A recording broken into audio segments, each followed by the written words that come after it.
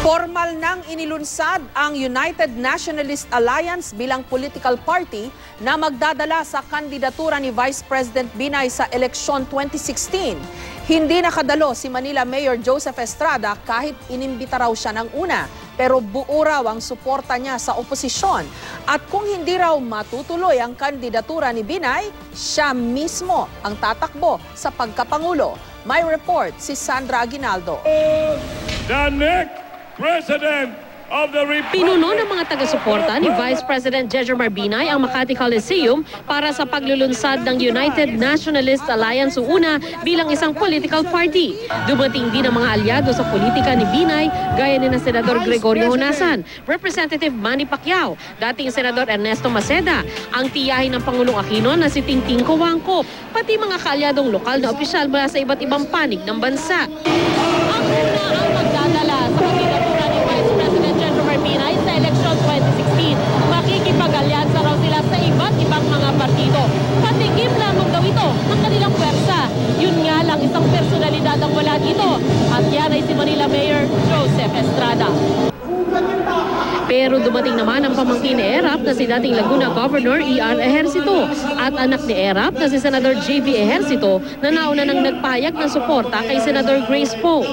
Pero hindi nagtagal si Ejercito sa event. Sa isang text sa GMA News, sinabi niyang dumalo lang siya bilang kaibigan. Hindi raw magandang iwanan ng isang tao dahil under attack ito.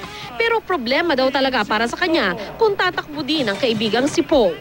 May sariling partido si ERAP, ang puwersa ng masang Pilipino na nais makalyansa ng una, lalo pat noong 2010 naman, magkatandem sa eleksyon sina ERAP at Binay. Imbitado raw, sabi ni una Secretary General J.V. Bautista si Estrada. Understandable na, I guess, meron siyang mas importanteng dapat punta. Si Pacquiao naman, dumalo raw para magbigay ng suporta kay Binay. May karapatan naman tayong pumili ng suportahan natin. May karapatan naman tayong kung sinong nasa puso natin, di ba? Kapansin-pansin din ang pagdalo ng ilang malalapit kay dating Pangulo at ngayon Pampanga Representative Gloria Macapagal Arroyo. Nag-uusap din ang una at ang Partido Lakas para sa isang alyansa. Ayon sa kaibigan ni Arroyo na si dating Candaba Pampanga Mayor Jerry Pelayo.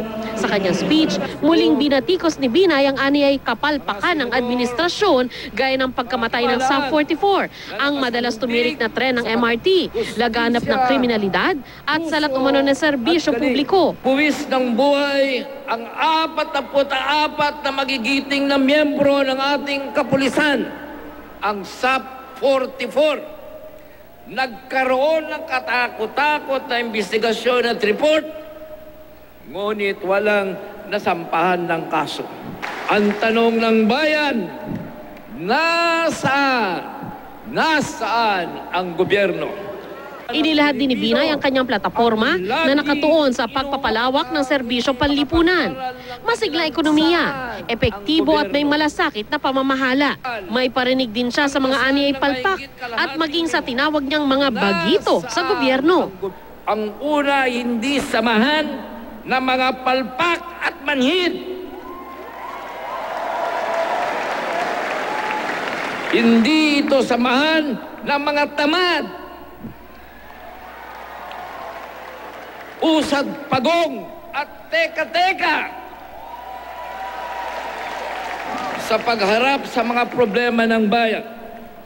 May sapat na karanasan at hindi bagitong mag-aaral pa lang sa pamamahala at pagsisilbi sa bayan. Tila nga tinodo na ni Binay ang kanyang patama sa kanyang mga kalaban sa politika. Aaminin natin, kapag tayo sa una ay nagkakamali, hindi tayo maninisi o magbibintang sa iba. Aakuin natin ang responsibilidad at pananagutan ng buong pagpapakumbaba. Patitingkarin natin ang tatlong sangay ng pamahalaan na pinahina ng panunuhol at pananakot.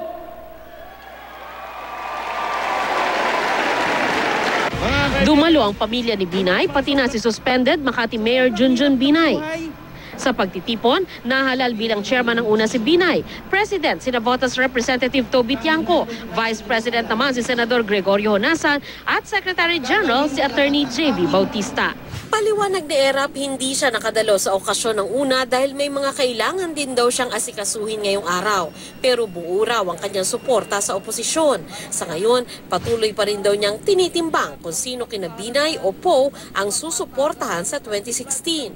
Pero kung hindi makakatakbo sa pagkapangulo si Vice President Jejomar Binay, si Erap daw mismo ang kakandidato.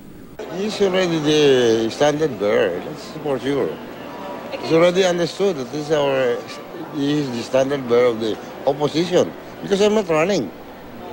Okay? It depends. Sandra Aguinaldo, GMA News.